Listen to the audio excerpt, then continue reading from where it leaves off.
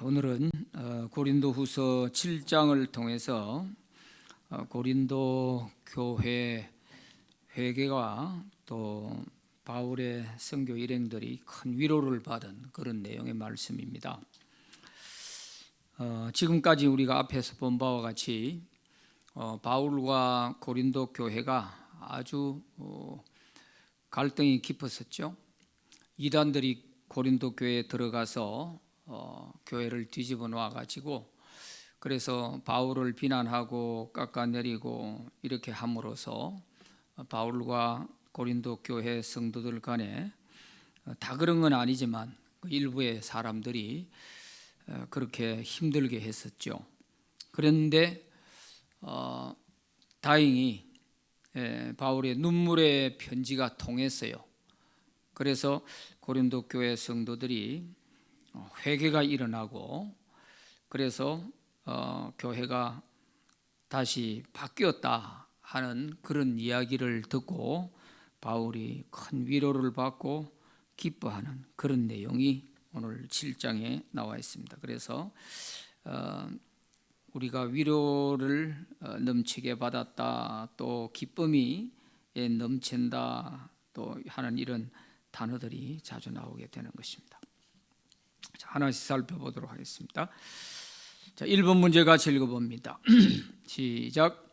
하나님의 자녀가 된 자는 어떻게 살아야 하는가? 1절 말씀에 보면 그런즉 사랑하는 자들아 이 약속을 가진 우리는 하나님을 두려워하는 가운데 거룩함을 온전히 이루어 육과 영의 온갖 더러운 것에서 자신을 깨끗하게 하자 그랬어요. 여기에 사랑하는 자들아 이 약속을 가진 우리는 그랬어요. 이 약속은 무슨 약속이냐 하면 6장 14절부터 18절까지에 있는 그 내용입니다. 그 내용이 뭔가 그 위에 보면은 너희가 살아있는 하나님의 성전이다. 그러면 나는 너희들의 하나님이 되고 너희는 나의 백성들이 된다. 너희가 구별된 삶을 살면 내가 너희 아버지가 될 것이고 너희는 내 자녀들이 될 것이다 하는 이 약속입니다. 이 약속. 18절에 6장 18절에 거기 보면 너희에게 아버지가 되고 너희는 내게 자녀가 되리라 하신 이 말씀, 이 약속. 이 약속을 가진 우리는 그랬어요. 그러면 우리가 하나님의 자녀라고 하는 이 약속을 받은 사람들이라면 어떻게 살아야 되느냐? 하나님을 두려워하는 가운데서 거룩함을 온전하게 이루어야 된다는 거예요. 여기서 말하는 거룩함이라는 것은 구별된 삶을 말하는 겁니다. 앞에서도 우리가 6장 그 끝에서도 봤잖아요. 믿지 않는 자와 같이 멍에를 매서도 안 되고 믿는 자와 믿지 않는 자가 어찌 상관할 수 있겠느냐 그렇게 얘기했잖아요. 구별된 삶, 이게 거룩입니다. 거룩. 그래서 하나님의 자녀가 이렇게 거룩한 삶을 온전히 살려고 하면 하나님을 두려워하는 가운데서 그랬어요. 하나님을 두려워하는 가운데서 우리가 구별된 내가 하나님의 자녀라고 하는 이런 분명한 인식을 가지고 살아가려고 하면 하나님에 대한 경건한 두려움 이것이 없이는 안 됩니다. 아무리 머리로는 뭐 거룩하신 하나님 노래를 부르다시피 해도 거룩한 삶이 안 돼요. 그래서 하나님을 정말 두려워하는 그런 마음이 있을 때에 거룩함이 이루어지게 돼요.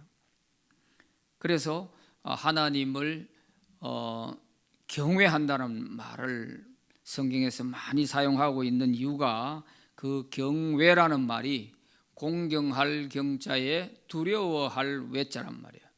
두려운 마음으로 하나님을 공경하는 이것이 하나님을 경외하는 것입니다. 그래서 하나님은 경외 해야 되는 것이지, 그저 하나님을 사랑한다 너무 사랑하다 보니까 마치 버릇없는 손자가 할아버지 수염 뽑듯이 이런 사람이 되고 마는 거예요. 그래서 하나님을 두려워하는 가운데서 거룩함을 온전히 이루되 육과 영의 온갖 더러운 것에서 자신을 깨끗하게 해야 된다 하는 것입니다. 우리는 그저 하나님 자녀 막 이거면 만족한 거예요. 뭐 이거면 됐다. 구원 받았으면 됐고 내 하나님 자녀 됐으면 됐고, 그러고 내가 하나님의 자녀다운 삶을 살고 있는지 하는 것은 별 신경 안 쓰는 거죠. 그게 참 제일 문제입니다. 그래서 하나님의 자녀의 약속을 받은 사람이라면 우리는 분명히 하나님의 자녀답게 구별된 삶을 살아야 됩니다. 그것도 우리 행동만 거룩하게 구별되게 사는 것이 아니라 영과 육의 온전한 구별된 삶입니다. 이게 중요한 거죠. 그래서 우리 영은 예수 그리스도의 십자가의 보혈로 거룩하게 될 수 있어요. 또 성령의 도움으로 거룩하게 또 거듭났어요. 이 영은 이렇게 되면 거룩하게 되었는데, 이런 거룩한 우리의 영이 담겨 있는 우리 육신, 이 육신이 거룩한 것을 담고 있는 그릇인데, 이 그릇이 더러우면 담겨 있는 우리의 영도 더러워지는 거예요. 더러운 밥그릇에 아무리 좋은 음식을 담아 놓은들 그 음식 어떻게 선뜻 먹을 수가 있겠어요? 그렇잖아요. 그릇이 더러우면 그 담긴 음식도 오염이 된단 말이에요. 그러니까 우리 육신이 영혼을 담고 있는 그릇이긴 하지만 육신의 삶도 구별된 삶이 되어야 내 영혼이 숨을 쉬고 건강하게 살 수가 있는 거예요. 그런데 이 당시에 왜 바울이 특히 육과 영의 온갖 더러운 것에서 거룩하게 깨끗하게 하자 이런 말을 했겠어요? 이 당시에 이 영지주의라고 하는 이단들이 교회에 들어와 가지고 교인들로 하여금 완전히 타락을 시켜놨단 말이에요. 특히 고린도 지역은 우상 숭배가 심하고, 또 우상 숭배하고 나면 그 뒤풀이로 신전이라고 하는 곳에서 온갖 퇴폐적인 음란한 짓을 다 하는 그런 종교였단 말이죠.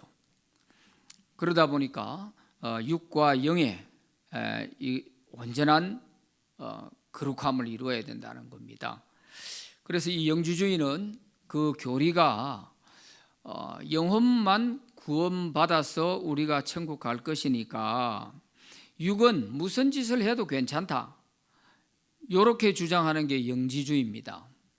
그러다 보니까 생활과 그 영의 신앙이 일치가 안 되는 거죠. 그래서 바울이 이 부분에 대해서 고린도전서에서도 많이 얘기를 했지 않습니까? 너희가 구원받은 거룩한 몸을 가지고 창기의 몸을 만들려고 하냐, 어떻게 그렇게 할 수 있냐, 이렇게까지 얘기를 하고, 심지어는 자식이 아버지의 첩을 뺏어가고 하는 이런 나쁜 일들이 막 있었잖아요. 그래서 여기서 더욱더 육과 영의 온갖 더러운 것에서 자신을 깨끗하게 하자 그래서요. 그래서 거듭난 우리의 영은 이 육신의 몸에 담겨 있기 때문에 하늘나라 갈 때까지 이 구원받은 우리 영을 담고 있는 이 육신은 생활도 구별된 생활을 해야 돼요. 그래서 갈 곳, 안 갈 곳이 있고 앉을 자리, 설 자리가 분명히 구별되어야 되고요. 먹을 음식, 안 먹을 음식 분명하게 구별할 줄 알아야 됩니다. 그게 거듭난 사람이고 그 사람이 영과 육을 깨끗하게 할 줄 아는 사람이에요.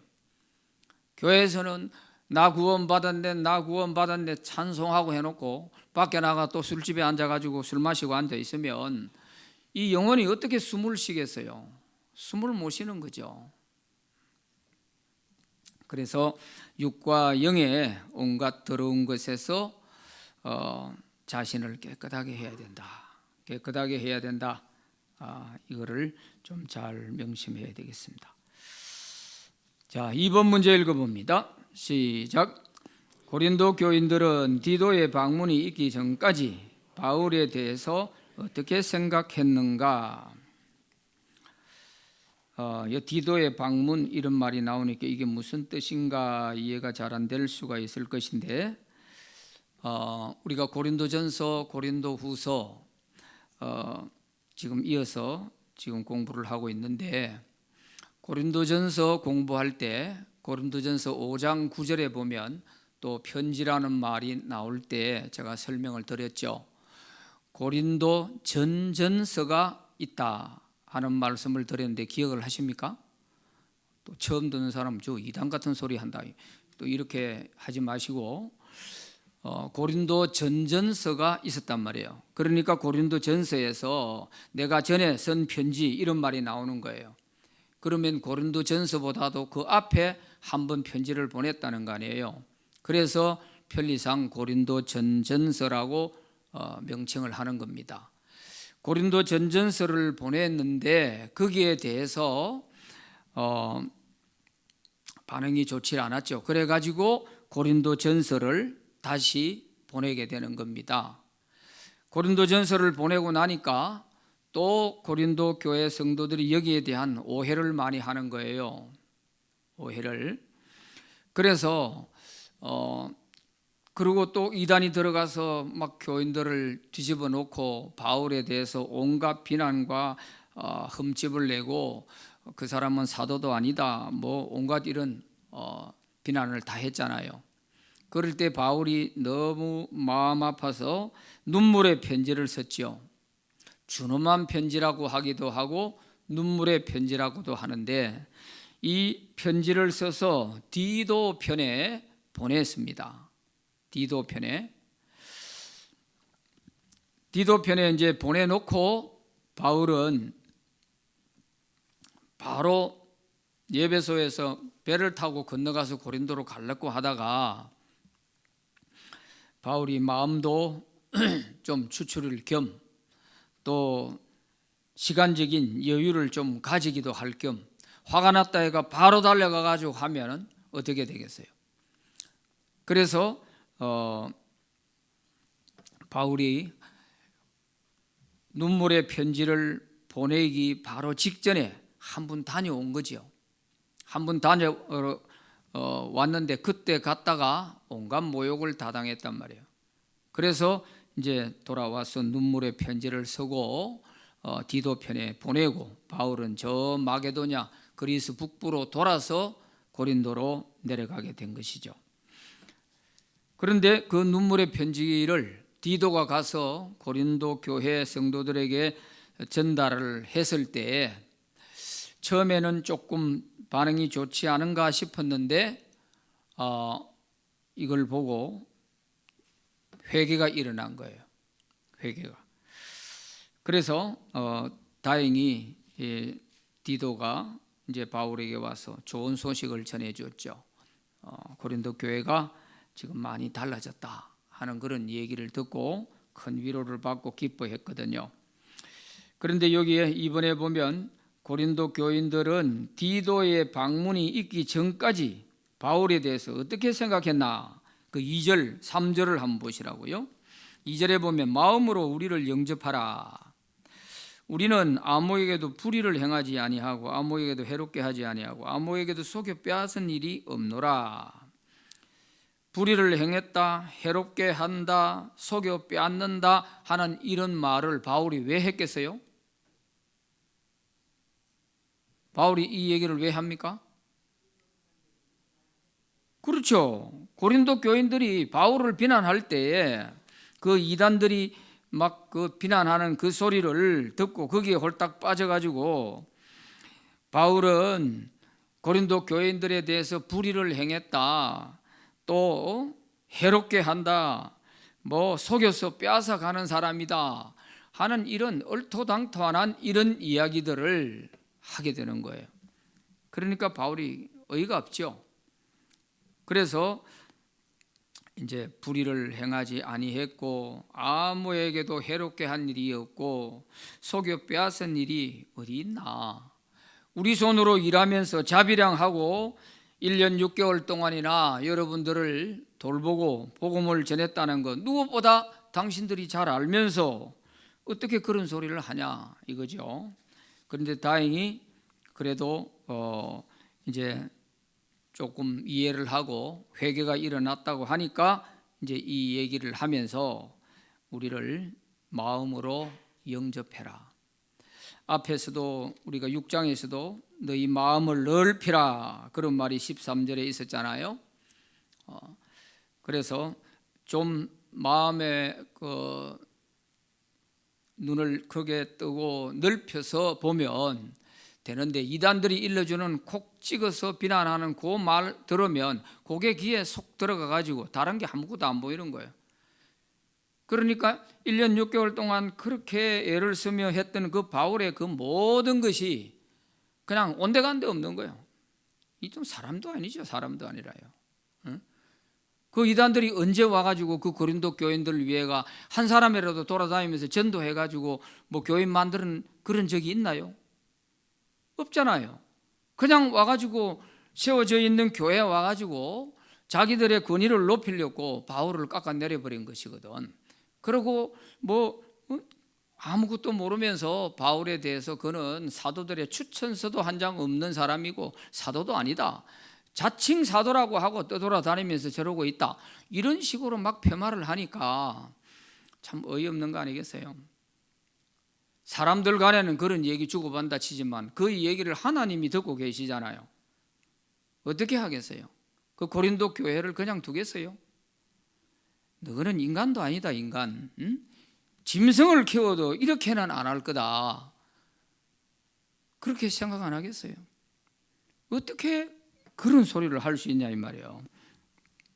그래서 이제 다행히 회개한다고 하니까 이제 바울이 그래도 부모 같은 마음으로 갈벌락 하면 끝이 없는 거죠. 그래서 우리는 불의를 행한 적이 없고 해롭게 한 적이 없고 교인들 뭐 하나 빼앗아 간 일이 없다, 그 얘기를 하는 것입니다. 3절에 내가 이 말을 하는 것은 너희를 정죄하려고 하는 것이 아니라 내가 이전에 말하였거니와 너희가 우리 마음에 있어 함께 죽고 함께 살고자 함이라. 이제 이게 바울이 부모 같은 마음으로 고린도 교회 성도들을 대하는 겁니다. 참 때로는 성도들이 마음 아픈 얘기를 해도요, 참 그 일일이 다 갈볼 수가 없어요. 예, 신앙의 철이 아직 다 안 되는 거를 어떻게 다 갈봐요? 갈보면 똑같은 사람 되는 거죠. 속이 상해도 그냥 허하고 때가 되면 알겠지 하고 그냥 하는 거예요. 그래서 바울이 내가 이 말을 하는 것은 너희를 정죄하려고 내가 이렇게 따지듯이 하는 게 아니다. 내가 이전에 여러분들에게 말한 바와 같이 여러분들이 우리 마음에 있기 때문에 교회라는 것은 복음을 전한 사도의 마음속에는 지울 수가 없는 거잖아요. 얼마나 정말 목숨을 내 걸고 한 사람 한 사람 복음 전해서 하나님의 사람들이 되어진 사람들인데 그 사람들을 어떻게 복음을 전한 사도가 쉽게 잊어버리겠어요? 마음에서 그 지운다고 지워지겠어요? 여러분이 전도 한 명 해놨는데 그 전도 해놓은 사람이 금방 그래 잊어버리십니까? 안 되잖아요. 얼마나 그 사람을 위해서 사랑으로 돌보고 얼마나 기도하고 그 한 영혼 정말 하나님 앞에 바로 세우려고 얼마나 애를 썼는데 그게 어떻게 쉽게 잊어집니까? 잊어지질 않죠. 마찬가지잖아요. 바울도 부모 같은 마음으로 이제 이렇게 얘기를 하는 거예요. 또 이런 소리 하면 따지는 줄 이렇게 오해를 할 수도 있으니까 여러분들을 정죄하려고 하는 거 아니다. 너희가 우리 마음에 새겨져 있다시피 있기 때문에 그래서 여러분과 함께 죽고 함께 살고자 함이라. 이 말이 뭐예요? 죽든지 살든지 우리가 이 땅에서만 만나는 게 아니고 하나님 나라 가서도 볼 사람들인데 함께 죽고 함께 산다. 죽거나 살거나 우리가 함께 해야 될 사람이다. 이런 뜻이에요. 그래서 교회 안에서 원수처럼 이렇게 대하면요, 천국 가도 불편합니다. 천국 가도 어떻게 같이 살겠어요? 그거는 영원히 같이 살아야 되는데. 그래서 어떤 사람들은 심지어 저 사람 천국 간다면 나 예수 안 믿을란다 그래. 참 기가 막혀요. 뭐 답답하면 가지 말지. 누가 뭐 엎드려서 답답해서 빌릴까?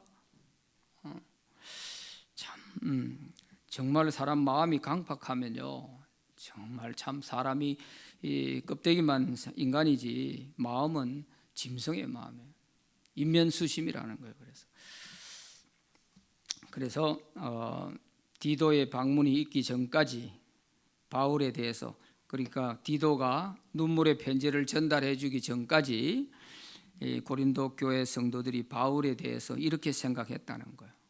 비난할 때 불의를 행했다, 해롭게 했다, 속여 빼앗았다, 뭐 이러면서 말도 안 되는 이런 얘기로 바울을 폄하하고 비난했던 것이죠. 이런 사람들이 이제 회개하고 돌아서게 되는 겁니다. 3번 시작. 환난 가운데서도 바울이 위로와 기쁨이 가득한 이유는 무엇인가? 4절부터 7절까지 거기 내용입니다.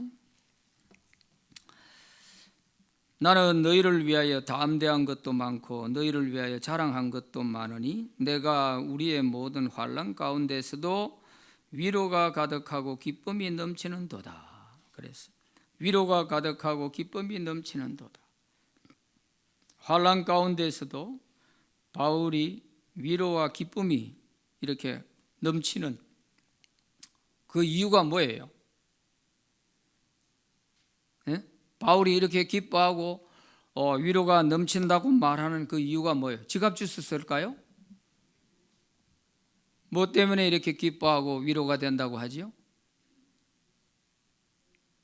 답을 다 가르쳐 드렸는데.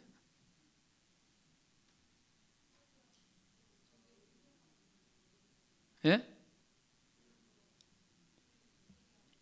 그렇죠. 디도를 통해서 고린도 교회가 바울의 눈물의 편지를 받고 뉘우치고 회개하고 있다 하는 이 이야기를 들었기 때문에 그래서 위로가 되고 기쁨이 넘친다는 거예요. 뭐 다른 좋은 일이 있어가지고 기뻐한다는 뜻이 아닙니다. 그만큼 애를 태우고 그 고린도 교회를 위해서 기도하면서 애썼던 바울이 비로소 디도가 와가지고 이렇게 고린도 교회가 달라졌습니다, 회개가 일어나고 있습니다 하는 얘기를 들었을 때 그 기쁨은 말로 다 못할 거예요.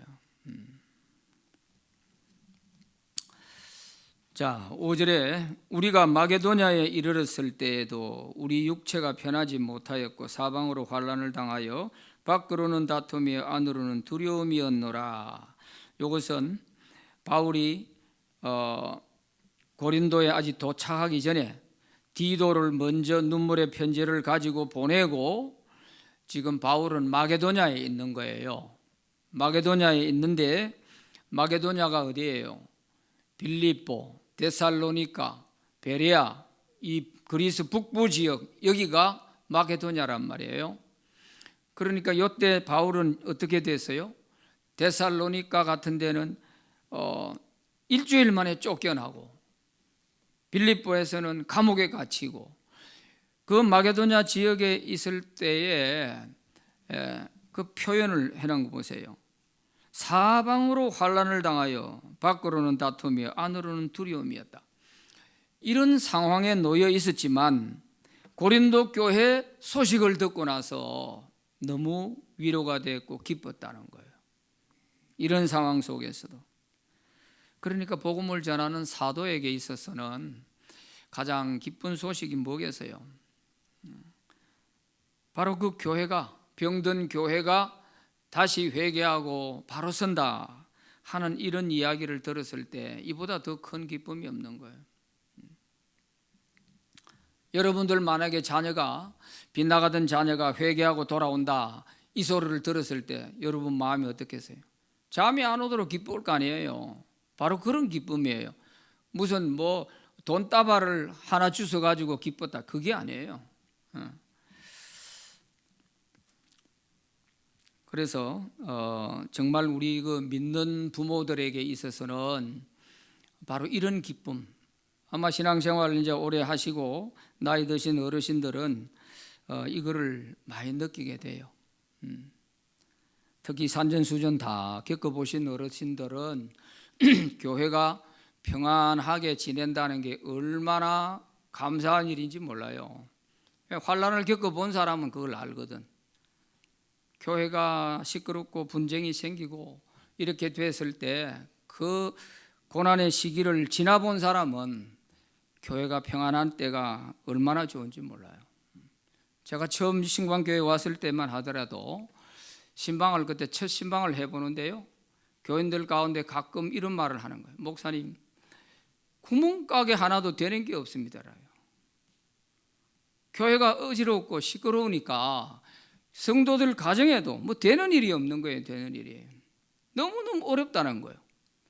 왜? 교회와 우리의 삶은 뗄래야 뗄 수 없는 관계잖아요. 예수님과 우리를 어떻게 갈라놓습니까? 갈라놓을 수가 없잖아요. 그러니까 바울이 함께 죽고 함께 살자는 이런 말이 교회이기 때문에 이런 말을 할 수 있는 것이거든요. 그래서 정말 그 연세 드신 분들은 참 사는 게 힘들고 어렵다 해도 그래도 정말 이렇게 믿음에 나가 떨어져 있던 자식들이나 자기가 전도해 놓은 사람이 실족하고 교회 안 나오고 있다가 그런 사람이 다시 이제 회개하고 교회를 나온다 하는 이런 소식을 듣거나 이런 사람을 만나게 됐을 때 그 기쁨은 말로 다 못해요. 말로. 또 새신자 전도해 가지고 그 새신자가 세례받는 날 전도한 사람이 얼마나 기쁜지 몰라요. 그래서 세례식을 하는 날 보면 눈물을 닦고 기뻐하는 사람은 보면 그 사람을 전도한 사람이 그렇게 기뻐하는 거예요. 이 기쁨은 거룩한 기쁨이고 거룩한 눈물이죠. 그 무엇과 바꿀 수가 있겠어요? 자, 6절 말씀에 그러나 낙심한 자들을 위로하시는 하나님이 디도가 오므로 우리를 위로하셨으니 그랬어요. 디도가 와가 바울에게 이제 고린도 교회 회개하는 소식을 전해줬거든요. 그러니까 디도가 오므로 우리를 위로하셨으니 누가 위로했냐? 디도가 위로한 게 아니고 위로하시는 하나님이 그랬어요. 위로하시는 하나님이 디도를 보내가지고 바울이 마음 졸이고 있고 그 눈물의 편지 보냈는데 도대체 어떻게 됐을까? 또 그것 때문에 교회가 더 뭐 풍지박산 된 거 아니냐? 바울은 조마조마하게 애간장을 태우고 있는 거예요. 그런데 디도가 와가지고 너무너무 기쁜 소식을 전해주니까 거기에 마게도냐 이섬에서 뭐 안팎으로 환란이 겹치고 어려운 상임에도 불구하고 그 소식을 듣는 순간에 너무너무 위로가 되고 기쁨이 넘치게 되는 거죠. 바로 그런 뜻이에요. 자, 그래서 위로라는 단어가 지금 계속 나오잖아요. 4절에 6절에 7절에 계속 위로라는 단어가 나오잖아요. 그가 온 것뿐 아니요 오직 그가 너희에게서 받은 그 위로로 위로하고 너희의 사모함과 애통함과 나를 위하여 열심히 있는 것을 우리에게 보고함으로 디도가 바울에게 보고했다는 거예요. 보고함으로 나를 더욱 기쁘게 하였느니라. 뭐 다른 게 없잖아요. 그분들이 이제 바울 선생에 대해서 그동안에 많이 비난하고 헐뜯고 그 이단에 동조해 가지고 그래 샀던 사람이 양심의 가책을 느끼고 이렇게 회개를 하고 지금 뉘우치고 있다 하는 이런 얘기를 이제 보고를 해준 거죠. 그러니까 바울이 마음이 얼마나 기뻤겠어요. 참 이제 됐구나 그런 생각하면서 마음을 좀 놓았겠죠. 4번 4번 문제 같이 읽어봅니다. 시작. 8절의 편지는 어떤 것이며 처음에 후회했다가 후회하지 않는 이유는 무엇인가? 8절 9절인데요. 8절에 그러므로 내가 편지로 너희를 근심하게 한 것을 후회하였으나 지금은 후회하지 아니함은 그 편지가 너희로 잠시만 근심하게 한 줄을 알미라 그랬어요. 자, 여기에 나오는 내가 편지로 하는 이 편지가 무슨 편지요?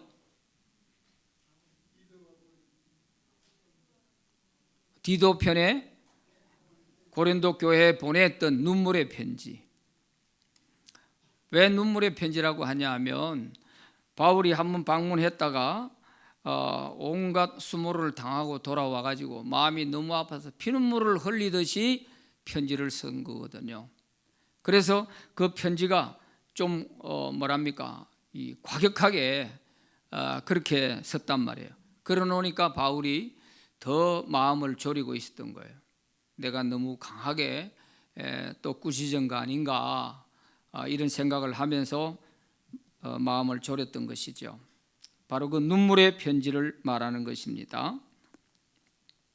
그래서 이 편지를 보내놓고 근심한 거예요. 바울이 마음을 졸이면서 근심했지만 디도가 와서 이 이야기를 들려주었을 때는 이제 후회하지 않는다는 거예요. 그때는 내가 괜히 그걸 보냈나? 내가 너무 충격을 받은 나머지 그렇게 편지를 써서 보냈는데 그 너무 심한 건가? 이래 하면서 보내놓고도 마음이 안 편해서 후회도 하고 한 거지요. 그러다가 디도가 와서 아니라고 고린도 교회 성도들이 뉘우치고 회개가 일어나고 있다고 이렇게 얘기를 해주니까 지금은 내가 후회하지 않는다. 오히려 그것으로 인하여서 잠깐 동안에는 그들이 받으면서 좀 충격을 받았을지 모르지만 그걸로 인해서 오히려 회개가 일어나고 뉘우치게 됐으니까 이제는 내가 후회하지 않는다. 그런 말씀입니다. 우리도 그럴 때가 있잖아요. 좀 말을 너무 심하게 했나 싶어서 자녀들도 그래 꾸짖어 놓고 나설 때 부모는 마음이 안 편하잖아요. 내가 너무 심한 거 아닌가? 또 내가 부모가 돼가지고 감정 컨트롤을 못 해가지고 애들한테 너무 심하게 한 거 아닌가? 이러면서 부모는 꾸짖어 놓고도 또 자책을 하지요. 그게 부모 마음 아닙니까? 그런데 가끔은 뜻밖의 일들이 일어나잖아요. 대체로 보면 그래 꾸지람을 듣고 나면 자식들이 좀 바로 받아들이는 자식들이 별로 없잖아요. 그런데 시간이 지나고 나서 제대로 된 자식들은 그런 꾸지람을 듣고 부모 앞에 와서 무릎을 꿇고 정말 제가 잘못했습니다. 이런 자녀들이 있을 때 그럴 때 그 부모 마음이 어떻겠어요? 참 내가 괜히 이 얘기를 했나 하면서 마음을 졸이고 후회도 하고 이랬었는데 그것이 도리어 자식들에게는 충격이 돼가지고 또 이렇게 깨닫고 뉘우치고 부모 앞에 와서 잘못했다고 할 때 그래도 내가 그 따끔하게 이 얘기는 잘해줬구나 그러면서 마음에 안도할 수 있는 그런 때가 가끔씩 있지 않습니까? 똑같은 거예요. 바울도 고린도 교회 성도들에 대한 마음이 바로 그런 마음이에요. 자, 9절 내가 지금 기뻐함은 너희로 근심하게 한 까닭이 아니요 도리어 너희가 근심함으로 회개함에 이른 까닭이라. 너희가 하나님의 뜻대로 근심하게 된 것은 우리에게서 아무 해도 받지 않게 하려 함이라 그랬어요.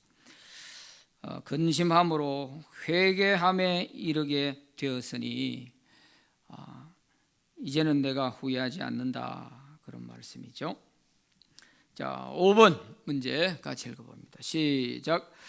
구원과 사망에 이르게 하는 두 가지 근심은 무엇인가? 10절 11절 말씀인데요.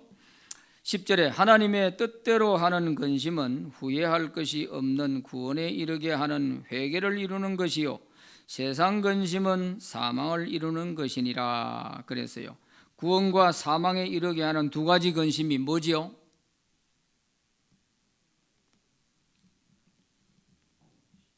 예?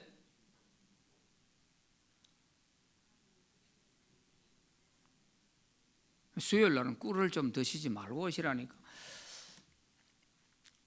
구원과 사망에 이르게 하는 두 가지 근심이 뭡니까? 예, 하나님의 뜻대로 하는 근심은 구원에 이르게 되고 세상 근심은 사망에 이르잖아요. 그러면 두 가지 근심이 하나님의 뜻대로 하는 근심과 세상적인 근심이 있다, 그거예요. 똑같은 근심인데 유익한 근심이 있고 우리를 무너지게 하고 망하게 하는 근심이 있는 거예요. 그러니 성경에서 너희가 근심 걱정하지 마라 이렇게 말하는 것은 뭐에 대한 근심을 하지 말라는 뜻일까요? 그렇죠. 세상 근심은 하지 마라. 내가 있지 않나? 무엇을 먹을까, 무엇을 입을까, 무엇을 마실까 염려하지 마라. 내가 너희들의 아버지가 아니냐? 참새 한 마리도 다 기르는데 들의 백합 하나도 누가 하나 길삼 메어주는 사람 없어도 내가 다 기르고 그렇게 아름답게 다 기르고 있지 않냐? 그런데 하물며 너희는 내 자녀들 아니냐? 이러면서 세상 근심은 하지 말라는 거죠.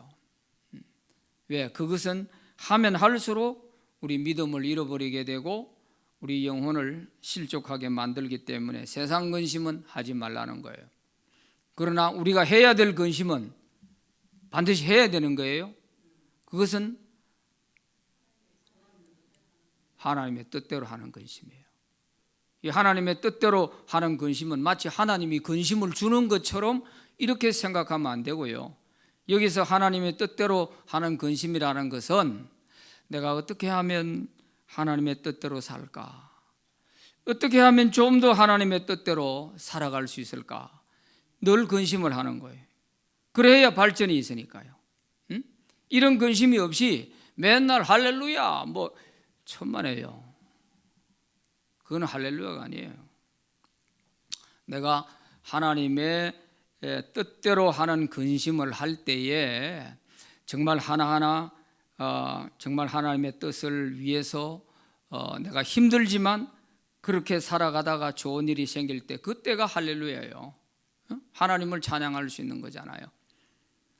그런데 내가 세상 근심 보따리를 가지고 그렇게 근심하면서 그게 무슨 도움이 되겠어요? 하나님께 찬양이 안 되죠.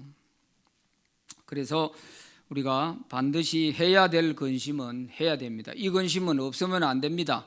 하나님 생각대로 어떻게 하든지 내가 하나님의 뜻대로 살아야지, 하나님의 뜻대로 해야지, 이게 하나님의 뜻인지 저게 하나님의 뜻인지 늘 물어가면서 하나님이 어떻게 할까요? 저는 이렇게 하고 싶은데요. 하나님 여기에 동의해 주시겠습니까? 이렇게 한 걸음 한 걸음 물어가면서 하나님의 뜻대로 하는 이런 근심을 가지고 사는 사람은 믿음이 발전하게 되고 더 깊어지게 되고, 그렇지만 세상 근심 가지고 모이면은 맨날 그냥 주식이 올랐나 내렸나 뭐 그냥 먹고 사는 문제. 그래서 가만 보니까 기간별로 모이는 그 그룹에 따라가 보니까요, 대화의 주제가 다 달라요. 젊은 사람들은 앉아 모이면은 애들 왜 키우나 그 얘기고, 할매들 모이면은 손자 손녀 자랑하고, 대화 주제가 딱 정해져가 있어요. 그런 얘기 하지 말고 우리가 어떻게 하면, 우린 나이 들어서 이제 아무것도 할 일 없지만 몸은 점점 쇠약해지고 그렇지만 그래도 우리가 교회 와서 기도실 하나는 항상 비지 않도록 우리가 놀아도 여기 와 놀고 여기 와서 기도하고 여기 와서 우리가 정말 성도의 교제를 나누면서 해야 안 되겠나. 어른으로서 우리가 이런 모습 좀 보여주자. 이렇게 되면 얼마나 좋겠어요. 어른들이 그런 모습 보여주면 뒤따라가는 사람이 뭐 배우겠어요? 그거 배우지. 그러나 뭐 먹는 거 있을 때에는 막 100% 출석을 해요. 그거 가지고 막 또 다투고. 기도하자고 하면 막 갑자기 귀가 안 들리는가 봐요. 보청기를 해줘도 안 되는가 봐요. 그래 되면 안 돼요. 그래서 하나님의 뜻대로 하는 근심, 이거는 우리를 살리는 근심이기 때문에 이 근심은 반드시 유익해요. 반드시 해야 됩니다. 새벽기도 가야지, 아이고 내가 이래 있으면 안 되는데, 내 영이 자꾸 깔아지는데 가야지 안 가면 마음이 찌부둥하고, 이렇게 돼야 이게 살아있어요. 그래도 영이. 그런데 죽은 영은 새벽기도 안 가는 날이 그래 편하고 좋아요. 완전히 신천신지 같아. 이거 아니에요. 그래서 우리가 하나님의 뜻대로 하는 근심, 이거는 꼭 우리가 많이 할 수 있기를 바랍니다. 좀처럼 아멘 안 하실란? 예, 맞아요. 그때. 예, 그렇죠. 그래요. 제가 그걸 알아요. 예, 고생 많이 했죠. 예, 참 그 안 겪어보면 몰라요. 그러니까 예, 우리 진짜 진짜 교회 어른들을 산전수전 다 겪으신 어르신들 존중해야 돼요. 이걸 모르니까 젊은 사람들 욕하는 건 아니지만, 젊은 사람들은 좀 신중하게 이 어른들이 있기까지, 우리 교회가 여기까지 오기까지 어른들이 어떻게 했을까, 그걸 좀 생각하고 우리가 행동하고 말하고 해야 돼요. 지금 당장 눈앞에 있는 이것만 보고 이러니 저러니 마치 무슨, 참 그 대단히 위험한 겁니다. 이런 어른들이 없었으면 오늘 우리 신광교회가 있었겠어요? 어렵죠. 그래서 저는 어른들 한 분 한 분들 참 잊을 수 없는 분들이 제 마음속에 여러분이 있어요. 처음 와가지고 그렇게 기도 한다고 하는데도요, 제가 그때 이사도 오기 전이었어요. 새벽 기도를 나와가지고 이 지하실, 이 건물 짓기 전에 이 지하실 여기에 조그마한 거기에 뭐 그저 한 10명 모여가지고 새벽 기도했어요.